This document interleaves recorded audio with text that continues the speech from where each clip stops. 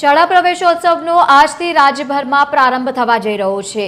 મીઠા ઉદ્યોગ કાર્યરતમાં અગરિયાના બાળકોને શિક્ષણ મળશે। મહત્વનું છે કે ગાંધીનગર બસ સ્ટેન્ડ ખાતે ડેપ્યુટી સીએમ કરશે રણશાળાનું લોકાર્પણ। આ વચ્ચે તમને જણાવી દઈએ કે 28 જેટલી બસ શાળાનું નાયબ મુખ્યમંત્રી હર્ષ સંઘવીના હસ્તે લોકાર્પણ કરવામાં આવશે। અંતરિયાળ વિસ્તારોમાં જણી રણશાળા બસ આપશે શિક્ષણ, તો બીજી તરફ ડાલજમાં કુમાર શાળા ખાતે ડેપ્યુટી સીએમ બાળકોને શાળા પ્રવેશ કરાવશે।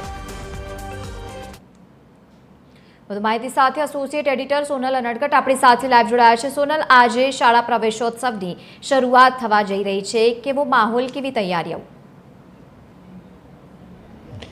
જી, અમે અત્યારે ગાંધીનગર પથિકાશ્રમ બસ સ્ટેન્ડ જે છે ત્યાં છીએ। મહત્વનું છે કે આજે નાયબ મુખ્યમંત્રી હર્ષ સંઘવી અહીંયા પહોંચવાના છે અને 28 જેટલી રણશાળા જે છે તેનું તેઓ ઉદ્ઘાટન કરવાના છે। એના જે દ્રશ્યો છે તેઓ આપણે બતાવવા માંગીશ। જોઈ શકો છો કે જે આ રણશાળા છે તેનું આજે ઉદ્ઘાટન થવા જઈ રહ્યું છે। અગરિયા વિસ્તાર રણશાળા નામ આપવામાં આવ્યું છે, ખાસ કરીને મીઠા ઉદ્યોગમાં જે અગરિયાઓ કામ કરે છે, જે અંતરિયાળ વિસ્તારમાં રહે છે, તેમના બાળકોને શિક્ષણ આપવા માટે થઈ અને આ ખાસ જે અગરિયા વિસ્તાર રણશાળા છે તે તૈયાર કરવામાં આવી છે। જોઈ શકાય છે કે સમગ્ર જે બાળ વિકાસ અને શિક્ષણ કેન્દ્ર તરફથી જે અગરિયા વિસ્તાર રણશાળા શું છે તે આમાં સમજાવવામાં આવ્યું છે। સર્જનાત્મક પ્રવૃત્તિ, મેદાનમાં રમતગમત કરાવશે, દૈનિક પ્રાર્થના, દોડ, આઉટડોર ગેમ સહિતની જે સુવિધાઓ છે તે આમાં રહેશે। સાથે સાથે જોઈ શકાય છે કે જે પ્રકારે આ બસ સમગ્ર એક સ્કૂલની જ પ્રતિકૃતિ તૈયાર કરવામાં આવી છે તેવું કહી શકાય।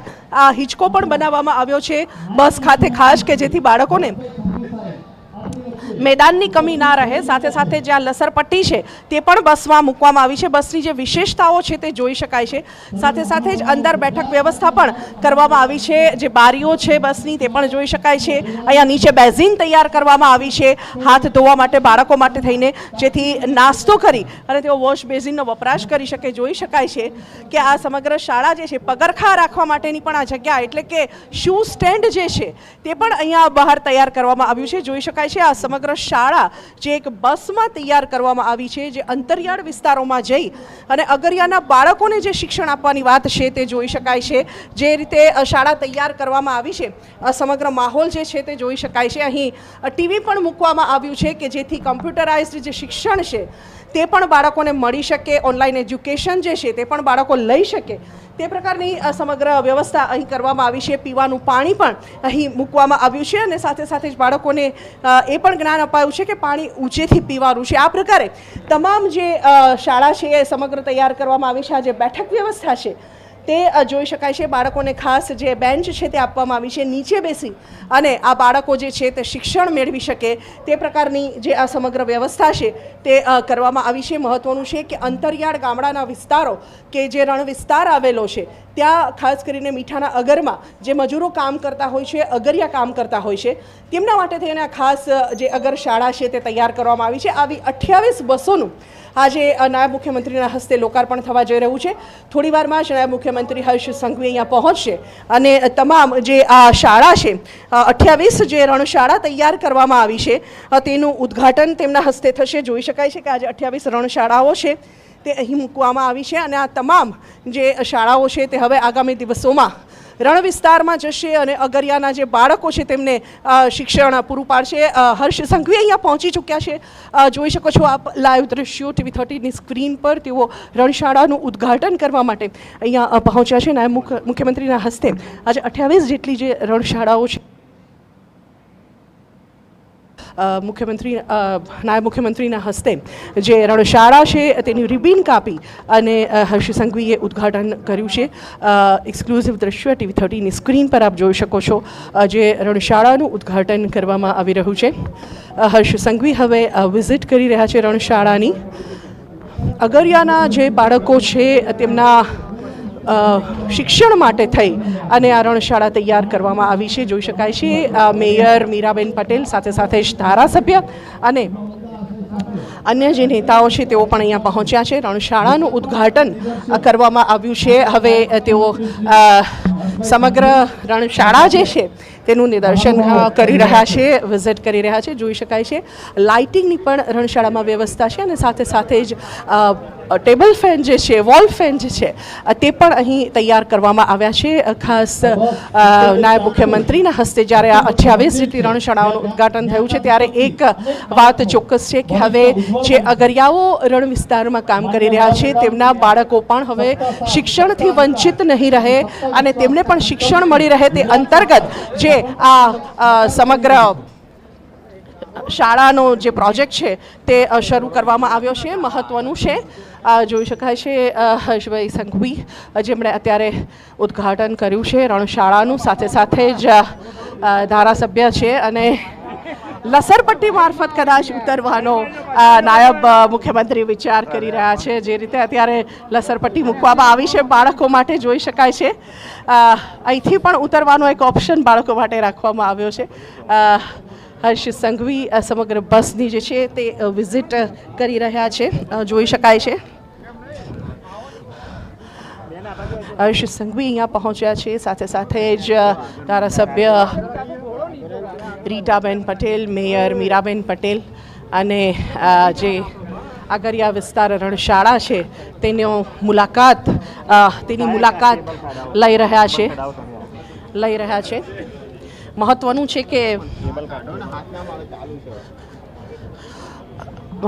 કે આજે 28 જે રણશાળા છે તેનું ઉદ્ઘાટન થવા જઈ રહ્યું છે, થઈ ચૂક્યું છે અને આજથી જે આ 28 બસો છે તે રણશાળા વિસ્તારમાં પહોંચશે અને ગ્રામ્ય વિસ્તાર, ખાસ કરીને એવા અંતરિયાળ વિસ્તારો કે જ્યાં લોકોનું પહોંચવું મુશ્કેલ છે, શાળાઓનું જે સ્ટ્રક્ચર છે તે ઊભું કરવું મુશ્કેલ છે, તેવા અગરિયાના બાળકો માટે જે એજ્યુકેશન છે તે આપવામાં આવશે. એક સાથે એક પાળીમાં 20 બાળકો બેસી શકે તેવી વ્યવસ્થા અહીં કરવામાં આવી છે અને સાથે સાથે જ બસમાં આપેલી છે આ જે 28 રણશાળાઓ છે તે આજથી જ જે તે અંતરિયાળ વિસ્તારમાં પહોંચવાની શરૂ થશે. બેઠક વ્યવસ્થા સાથે માહિતી સાથે આપણી સાથે અમદાવાદથી સંવાદદાતા આયુષી યાજ્ઞિક પણ છે, રાજકોટથી રવિ મોટવાણી સંવાદદાતા જોડાયા છે. આયુષી, અમદાવાદમાં કેવો માહોલ છે? આજથી કન્યા કેળવણી અને સાથે શાળા પ્રવેશોત્સવની જે પ્રમાણે ધૂમધામ તૈયારીઓ થઈ ચૂકી છે, કેવો માહોલ?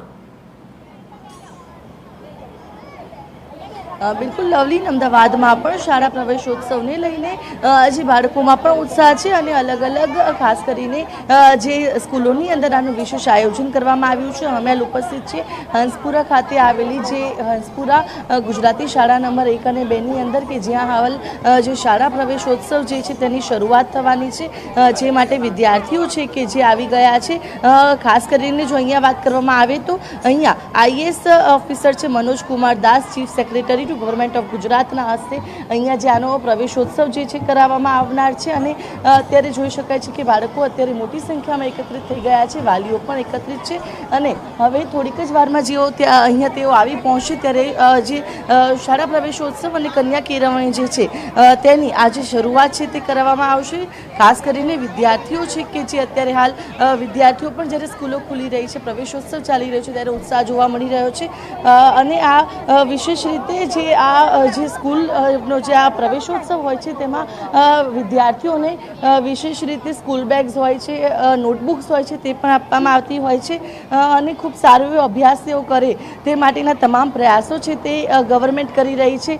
જોઈ શકાય છે કે આ નોટબુક્સ છે, પછી તેમના સ્વાસ્થ્ય માટે ખૂબ સારું એવું તેઓ ભોજન લઈ શકે તે માટે અહીંયા જે સ્કૂલ તરફથી જે તેમને નાસ્તા આપવામાં આવતા હોય, તેમને જે રોજે રોજ જમવામાં આપવામાં આવતું હોય છે તેની પણ અહીંયા તૈયારીઓ છે તે કરી દેવામાં આવી છે અને અત્યારે હાલ તમામ તૈયારીઓ છે તેને સજ્જ કરી દેવામાં આવી છે. થોડીક જ વારમાં જ્યારે IAS ઓફિસર છે તેઓ અહીંયા આવી પહોંચવાના છે અને તેમના હસ્તે આ શાળા પ્રવેશોત્સવ જે છે તેની શરૂઆત કરવામાં આવશે. ખાસ કરીને દર વર્ષે સરકાર દ્વારા આ પ્રવેશોત્સવનું આયોજન કરવામાં આવે છે જેથી કરીને વિદ્યાર્થીઓ છે તેમને પણ ભણતરને લઈને ઉત્સાહ જળવાયેલો રહે. જેમ બને તેમ વધુને વધુ વિદ્યાર્થીઓ છે કે જે પોતાના અભ્યાસ માટે અને જે વાલીઓને પણ ખાસ અત્યારે હાલ બોલાવવામાં આવે છે, જેની અંદર અલગ અલગ રીતે આ આયોજનો છે તે તો થાય છે પરંતુ વાલીઓને પણ અહીંયા એકત્રિત કરવામાં આવે છે જેથી કરીને વાલીઓ પણ વિદ્યાર્થીઓને સમયસર સ્કૂલે મોકલે અને કઈ રીતે સ્કૂલની અંદર તેમના માટે આયોજનો થાય છે તે પણ અહીંયા દર્શાવવાનો પ્રયાસ કરવામાં આવે છે. આજે સ્કૂલનો પ્રવેશોત્સવ છે, આવ્યા છો, શું કહેશો? અમે અમારી છોકરી માટે આ બહુ દૂરની કામયાબી ચાહીએ છીએ કે અમારી છોકરી આગળ ભણીને કાંઈક બની શકે. અમારી ઈચ્છા છે કે અમારી બાળક આમ દૂરની કામયાબીની સીડી ચડી શકે ને એ આગળ ભણીને કાંઈક બની શકે. અમારા પેરેન્ટ્સનું કહેવાનું બસ આટલું જ છે. અચ્છા, અહીંયા સ્કૂલની અંદર ખાસ કરીને જ્યારે સરકારી સ્કૂલની વાત થાય ક્યાંક ને ક્યાંક વાલીઓ મોકલતા સંકોચતા હોય છે. આપ અહીંયા આપના બાળકને મોકલો છો, શું કહેશો? સારી છે સ્કૂલ, એકલા મેં એકને નામ લખાવી છે, આટલું જ કહેવાનું. શું કહેવું છે? અત્યારે હાલ આજે પ્રવેશોત્સવ છે, વિદ્યાર્થીઓને વાલીઓને પણ બોલાવ્યા છે, શું કહેવા માંગશો? સારું લાગે છે અહીંયા આવ્યા પછી. છોકરાઓનું ભણતો બી સારું લાગે છે અહીંયા. એનું જ્ઞાન બી, ટીચર બી સારા છે, ટીચરો બી સારા જી, છે, આવ્યું માન છે. સન્માન બધું મળે છે. પ્રાઇવેટ સ્કૂલ જેવું જ શિક્ષણ અહીંયા મળી રહે છે. પ્રાઇવેટ સ્કૂલ કરતાં બી સારી સ્કૂલ છે, સરસ સ્કૂલ ભણાવવાનું બાળકોનું. બિલકુલ, એટલે કે અહીંયા જે પ્રવેશોત્સવમાં જે વિદ્યાર્થીઓની સાથે સાથે વાલીઓ પણ અત્યારે હાલ આવી પહોંચ્યા છે. ત્યારની જે પરિસ્થિતિ મુજબ જોઈએ તો લવલીન થોડા ઘણા વર્ષોથી સરકારી સ્કૂલો એટલી બધી બદલાઈ ગઈ છે કે પ્રાઇવેટ સ્કૂલોને પણ ટક્કર મારે છે. દર વર્ષે હજારો વિદ્યાર્થીઓ પ્રાઇવેટમાંથી પણ આ ગવર્મેન્ટ સ્કૂલની અંદર આવે છે, કારણ કે સરકાર તરફથી જે અલગ અલગ યોજનાઓ બહાર પાડવામાં આવે છે અને ખૂબ સારું એવું શિક્ષણ આપવામાં આવે છે. તેને લઈને લોકો ખાસ કરીને વાલીઓ પણ હવે સરકારી સ્કૂલની અંદર પોતાના બાળકોને મૂકતા જોવા મળી રહ્યા છે. બિલકુલ, જોડાયેલા રહેજો. આવ્યું છે રવિ, કેવો માહોલ છે રાજકોટમાં પણ, કારણ કે સરકાર પણ સતત પ્રયત્ન કરી રહી છે બાળકો શિક્ષણ તરફ આગળ વધે અને એટલા જ માટે શાળા પ્રવેશોત્સવનો જે પ્રમાણે પ્રારંભ કરવામાં આવ્યો છે, રાજકોટમાં કેવો માહોલ? હજી જરૂરથી જણાવી દઉં, આજથી શાળા પ્રવેશોત્સવનો પ્રારંભ થયો છે. ત્યારે રાજકોટ જિલ્લાના સાયપર ગામ છે, ત્યાં પણ આજે શાળા પ્રવેશોત્સવની ઉજવણી થઈ રહી છે. નાના નાના ભૂલકાઓ જે રીતના આજે શાળા પ્રવેશોત્સવ મેળવી રહ્યા છે. આજે સાયપર ગામમાં આપણે અત્યારે મંત્રી કુંવરજીભાઈ બાવળિયા પોતાનું ઉદ્બોધન પર આપી રહ્યા છે. આ પ્રસંગને લઈ ત્યારે શાળા પ્રવેશોત્સવ ચાલી રહ્યો છે. 16 બાળવાટિકાઓ અને 16 વિદ્યાર્થીઓએ આજે આ શાળામાં પ્રવેશોત્સવ મેળવ્યો છે. અંતરિયાળ ગામ છે, ત્યાં વધુમાં વધુ વિદ્યાર્થીઓ ભણે તેના માટેના જે સરકારના પ્રયાસ છે તેના ભાગરૂપે આ શાળા પ્રવેશોત્સવ ઉજવવામાં આવતો હોય છે.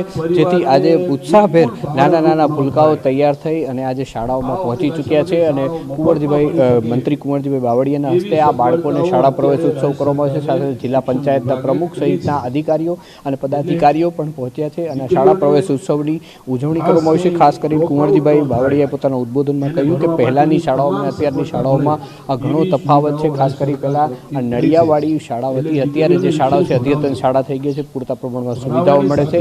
આ ડ્રોપ આઉટ રેશિયો ઘટે તેના માટેના સતત સરકાર દ્વારા જે પ્રયાસો કરવામાં આવે છે, જેના ભાગરૂપે આ શાળા પ્રવેશોત્સવ ઉજવવામાં આવતો હોય છે. અને સાથે સાથે વાત કરવામાં આવે ધીરે ધીરે જે નાના નાના ગામડાઓ હોય ત્યાં પણ પૂરતા પ્રમાણમાં શાળાઓ મળે તેવા પ્રયાસો કરવામાં આવતા હોય છે. દ્રશ્યો જે રીતના આપ જોઈ રહ્યા છો, શાળા પ્રવેશોત્સવની ઉજવણી કરવામાં આવે છે, ઉત્સાહભેર ઉજવણી કરવામાં આવે છે.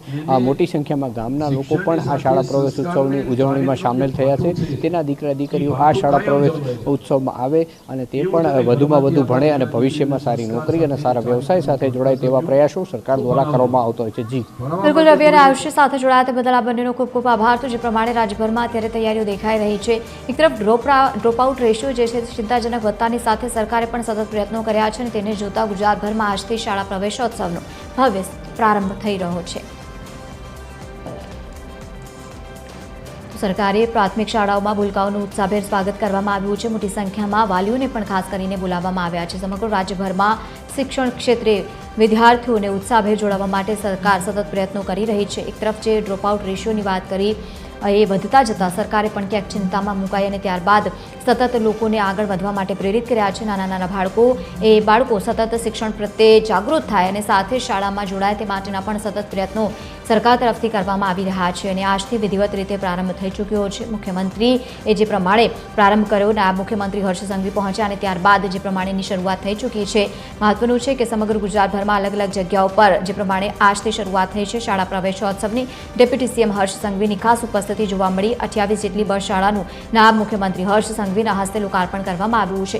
અંતરિયાળ વિસ્તારોમાં પણ નાના નાના ભૂલકાઓ સારી રીતે ભણી શકે અને સતત આગળ વધી શકે તે માટેના પ્રયત્નો સરકાર તરફથી કરવામાં આવી રહ્યા છે. સમગ્ર રાજ્યભરમાં અલગ અલગ જગ્યાઓ પર શાળા પ્રવેશોત્સવની શરૂઆત. 23માં આજે જ્યારે ભાઈ તમે યાર